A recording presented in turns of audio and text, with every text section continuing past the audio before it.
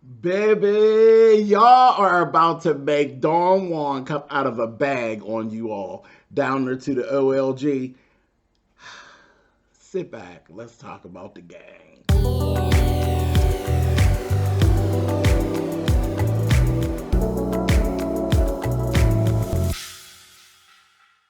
Hey guys, thanks so much for clicking on the video. This is my review for Kandi and the Gang. This is season 1, episode 3.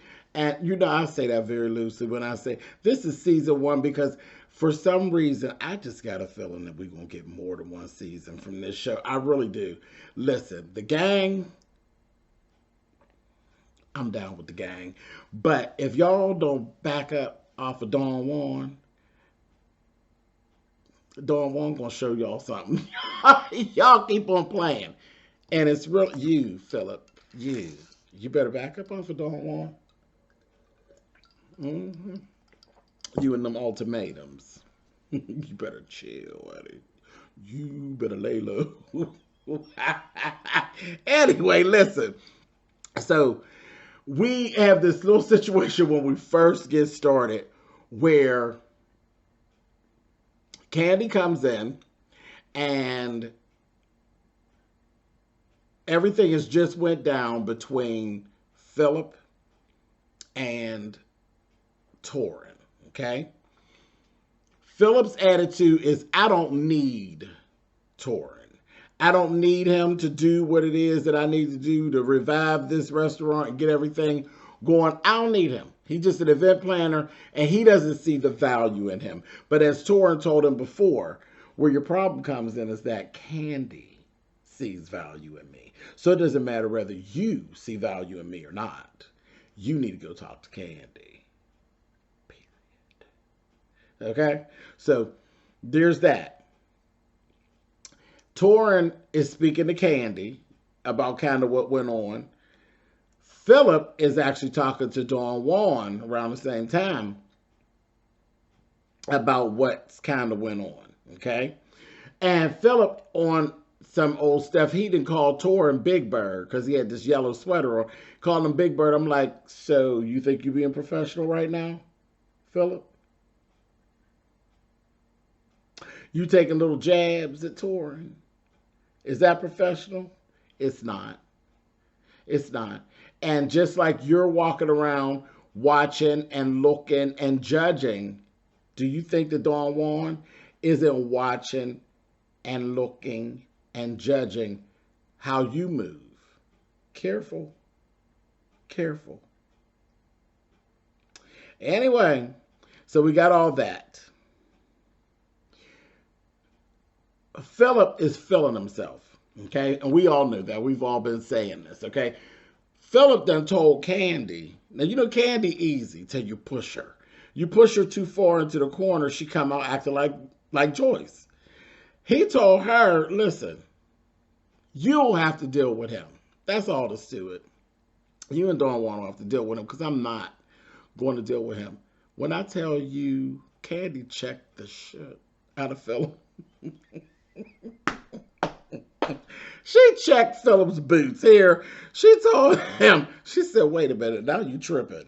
Now you tripping. She's like, See, I brought you on board because there's issues with the staff. There's issues about the way that they are moving and the way they're doing things. You said that you could come and turn these things around. So I'm trusting you to come and do what it is that you said that you could do that I brought you on for. But what we're not going to do is give me ultimatums and tell me what I'll be doing. We're not doing that. And then Kandi, and honey, his face was cracked. He's sitting there. I was like, yeah, that's called getting checked. She checked the shit out of you. She did. She did. See, the staff is out of order. Let there be no mistake. The staff's out of order. But you came in here balls to the wall, guns a-blazing, and now you done got to where you acting like the staff somewhat. You're acting like you're running things to the point where you done told because I was like, whoa. You done told Kandi what she get ready to do. Pull back a little bit. Pull back a little bit. He can't stand the Don Juan dynamic. He can't stand it. And being the dictator that he is, I can imagine why he doesn't like what Don, because you can't move Don Juan. And the people know you can't move Don Juan. So they'll actually, you know, as long as there's a Don Juan, they ain't think about no Philip. And that's just the way it is. They wrong, but it's just the way it is. You know? They've created some type of a family environment, and you are, for all intents and purposes, you are a visitor. You're here on a sleepover. And that's the way that they view him. They view, and they say it. Oh, he's number 10. Or he's number 10, we'll be waiting on number 11. They don't think you're going to make it.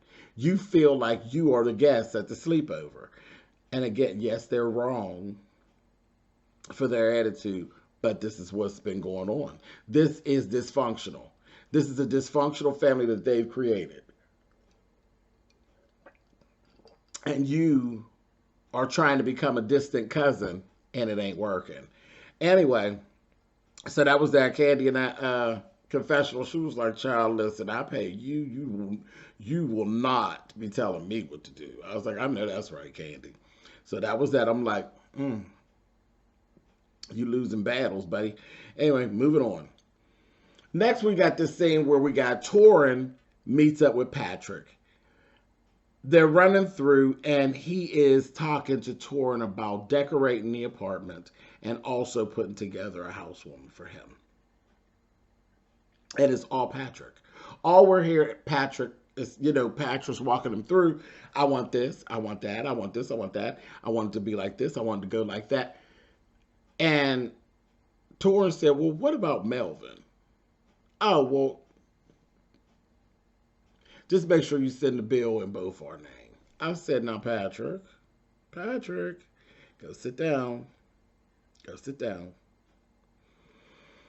But for some reason, I think Melvin probably won't really say anything. But you saw that. You seen the little, you know, very prima donna.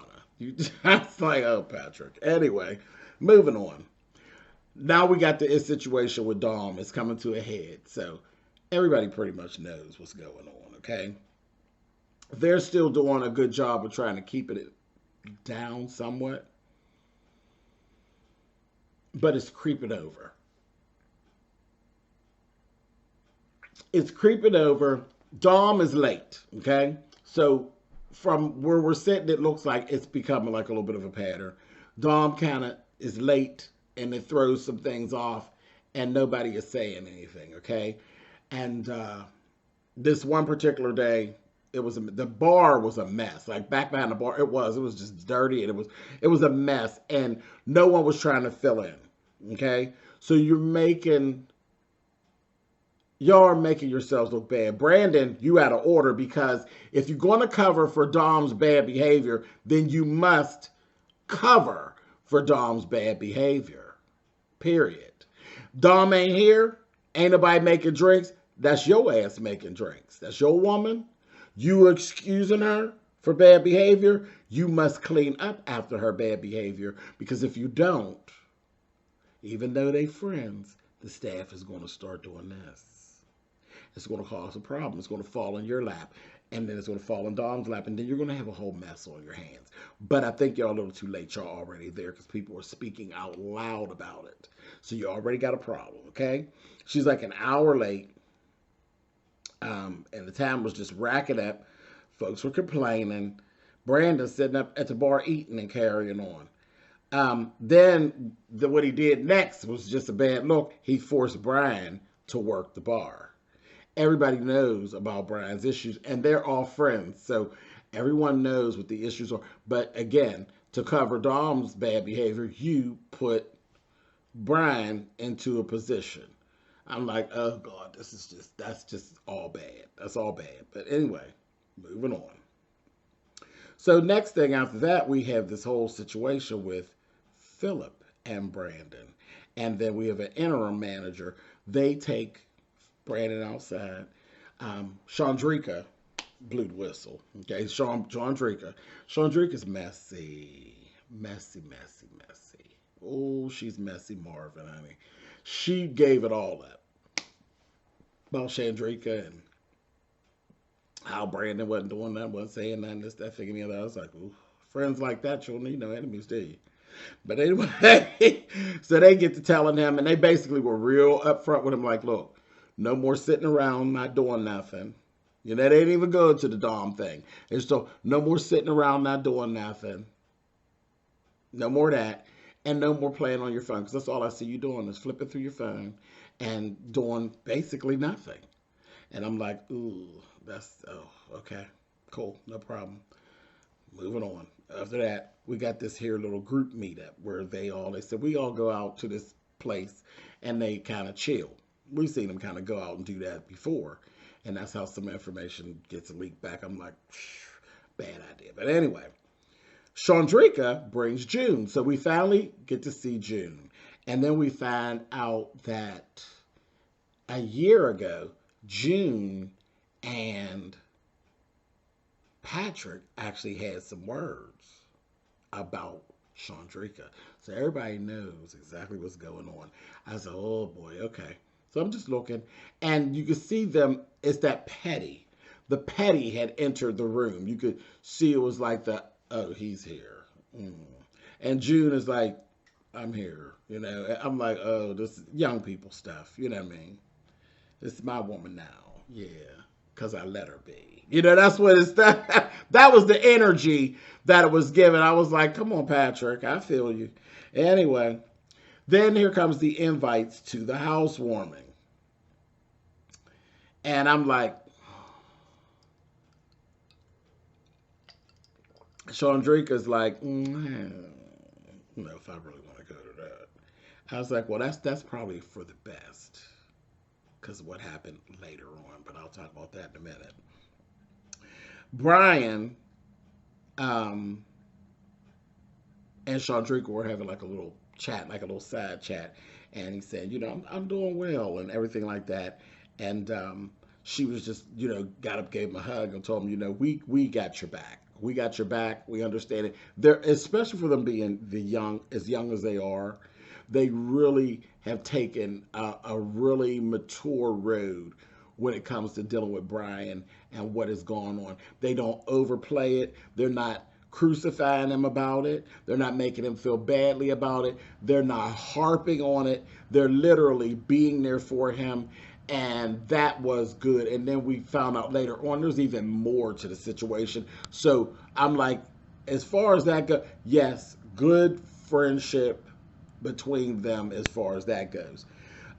He was talking in his confessional and he was starting to cry a little bit in his confessional. And I'm like, oh, well, y'all know I already done told y'all that I like Brian. I like Brian.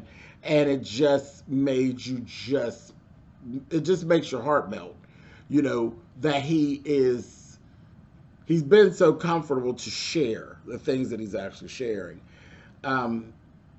It was some tender moments, and you could tell they were real. They weren't made up. They weren't scripted. It was actual reality TV. And, you know, I'm always a sucker for actual reality TV when someone is bold enough and brave enough to actually open themselves up like that, because you've opened yourself up to the world. We're talking about drug abuse and alcohol abuse.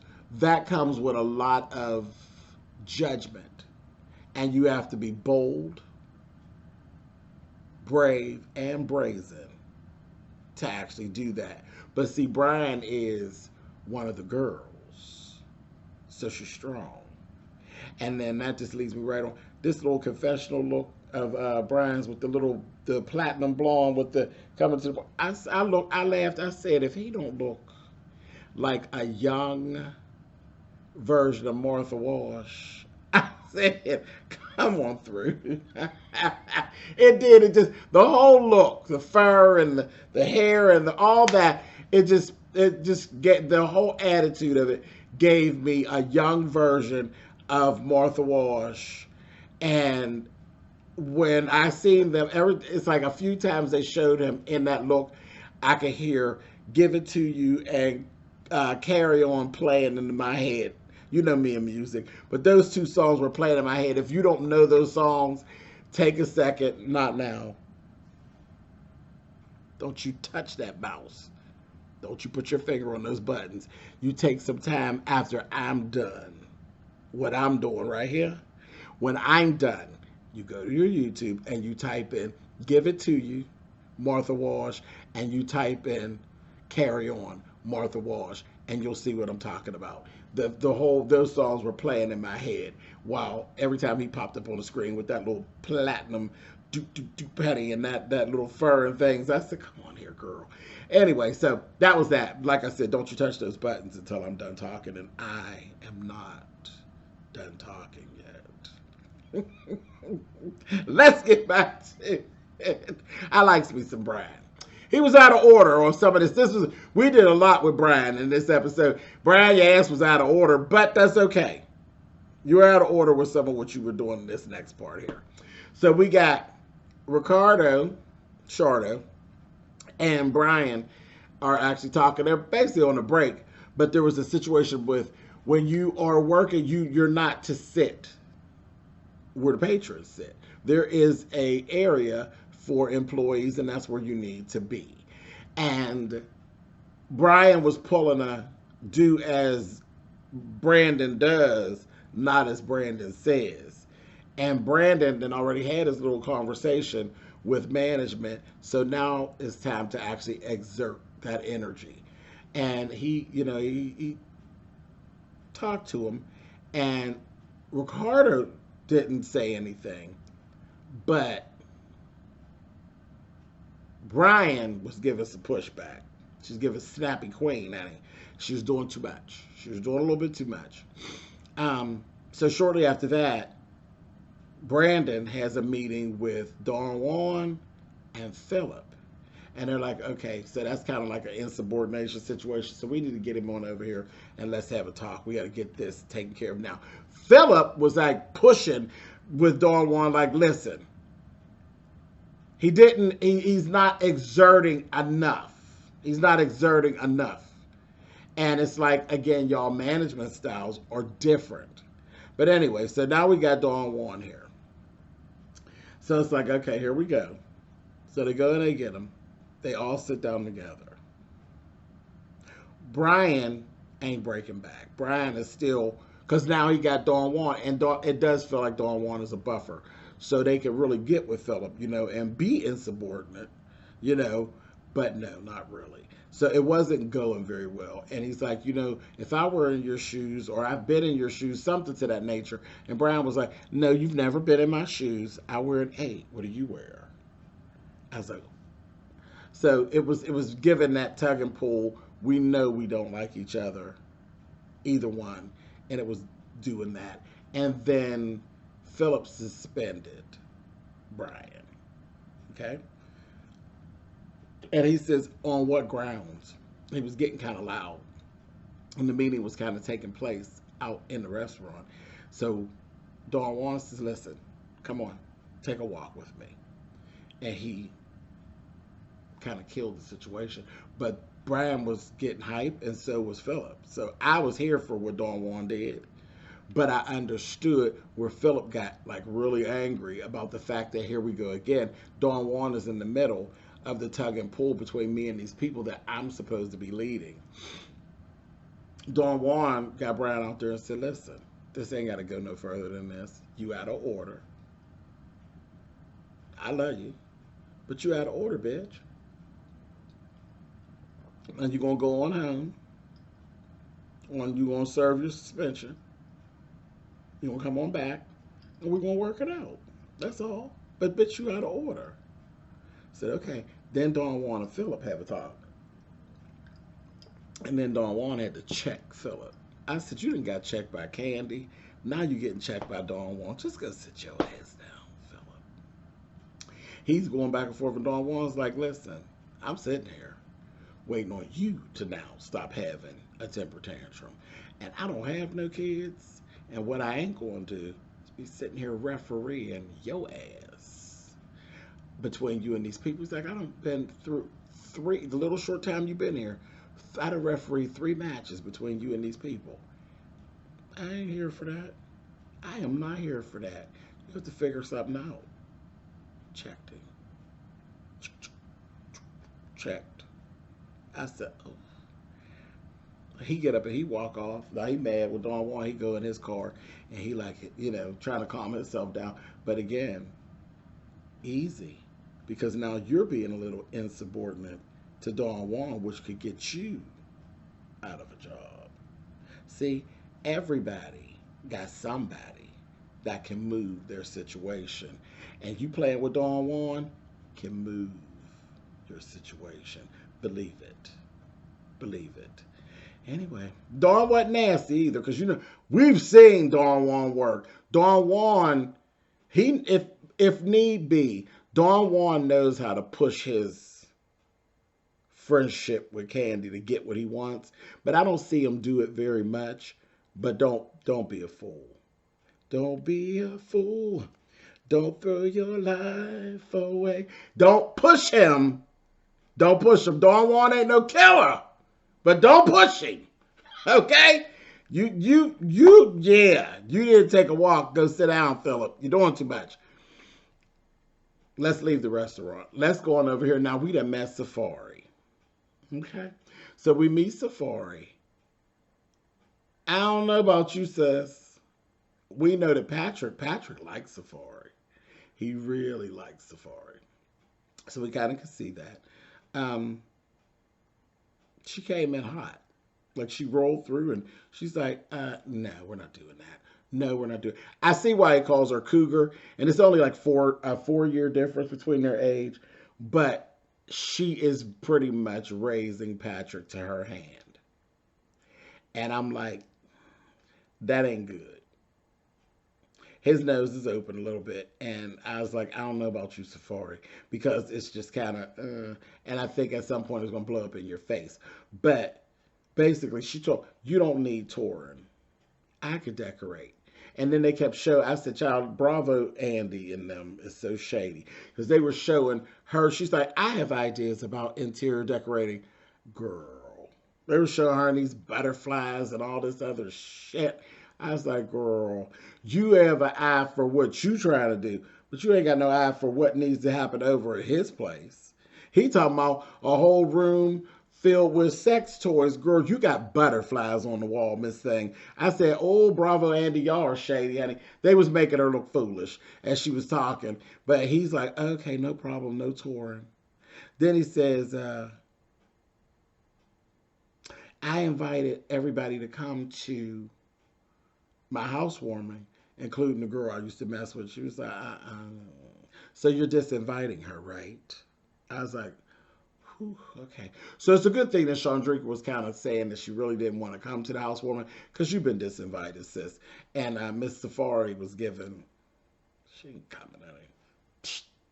Which it was a bad idea anyway. It was a bad idea anyway. But she put a stop to that. I was like, oh, Miss Safari. I don't know. I won't say I don't like her, but I sense a little insecurity, maybe, and a little control. And I think it's more control than, I don't know. There's some control issues, and that's just not a good way to start a relationship. So I'm just going to say that. You all put it in the comments. Let me know what you all think. Am I going down the right road, or do you think I'm on the wrong lane as pertains to Miss Safari? Am I judging her too quickly? Y'all tell me what y'all think, and, you know, we'll kick it back and forth. All right, let's move on. Chandrika and the O.L.G. I said, where's the O.L.G.? Where the girls, honey? So, sure enough, here they are. Aunt Nora, Aunt Bertha, and Joyce Joy, honey. So, Mama Joyce, they're having a girls' day where Kandi and Dominique is there, and also Chandrika is coming. They come out to the house to, I think they were at Joyce's house. I think that's where they are. But they put on their cute little swimsuit, and they did. They had cute little swimsuits, all three of them. Cute little swimsuits. Kandi came through. Kandi, your body is looking really, really good. Really, really good. You doing, and I know how much Kandi loved to eat. We've learned that over the Real Housewives of Atlanta.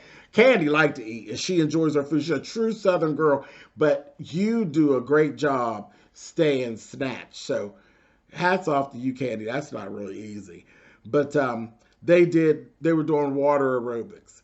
And they did their little thing, honey. They water aerobicized for a little bit. Aunt Bertha was like, child, I'm wasting my time. I'm getting out of this damn water, honey. She was sitting on the side. And I said, child, look at her. She's just a mess. But, and of course, Aunt Nora was over there like she's 25, child, getting down. Joyce was having a good time. It was fun. It was really, really cute. Kandi, I caught the shade, girl.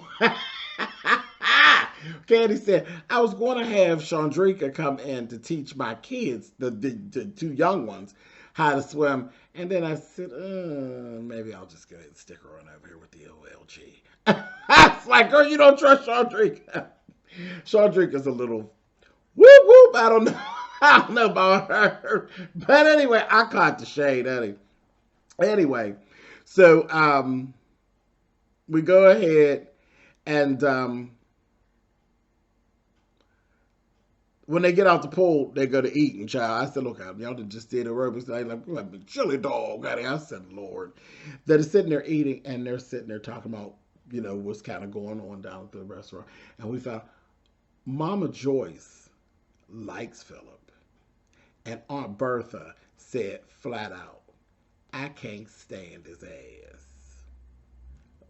Aunt Bertha don't like Philip. She sees straight through Philip, and she don't like Philip. She said, put it down there, Aunt Bertha said. I said, oh gosh. I said, okay.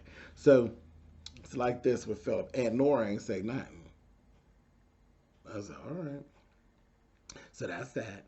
And then the last thing we see this conversation, really nice conversation between Torrin and Brian. I'm like, okay, so I'm going to say this. This is episode 3. Okay? It's episode 3. I don't need to see any more clips about how big Torrin is. It's getting old now. It's like, okay, enough about Torrin and this big piece. That's not the character that we're actually building for Torrin. So, okay. I mean, it would be different if we kept going back to Patrick having a big piece, because that's the character that we were building for Patrick. He was this playboy, this, that, and the other. But now the whole thing of Torrin and the big piece is just kind of like, it's overkill. It's not funny anymore. It's like, okay, enough. It's starting to seem a little intrusive because he doesn't even give that type of energy. Like, he's not running around here in the show giving big dick energy. I mean, he's chill with it. It's like,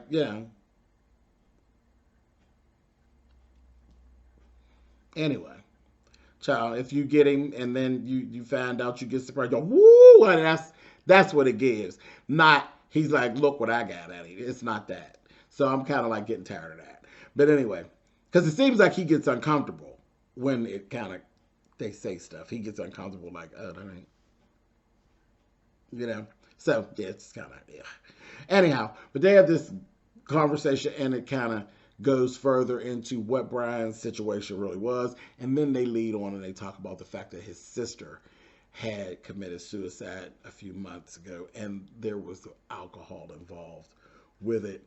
And he was having such a hard time with it, and some of that contributed to what was really going on, and then his whole coming around.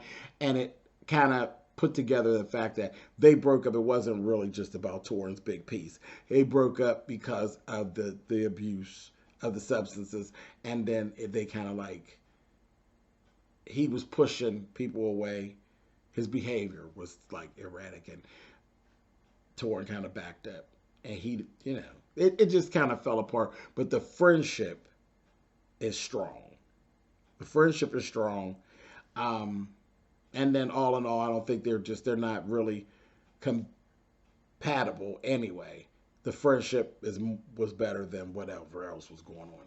So that was that. It was really sweet. And he kind of let him know where he was. And again, that he was there for him, not judging him, but he was there for him. So that was really, really good. And this is where we actually ended out on Kandi and the Gang for season 1, episode 3. I'm still saying I'm pulling for the show. It is good. All the elements are there. I don't care what anybody is saying, anything about any views or any of that. When it's good, it is good. And this show is good. It is good. We are 3 episodes in, and I feel just as excited about the upcoming episodes as I did when I watched the first episode.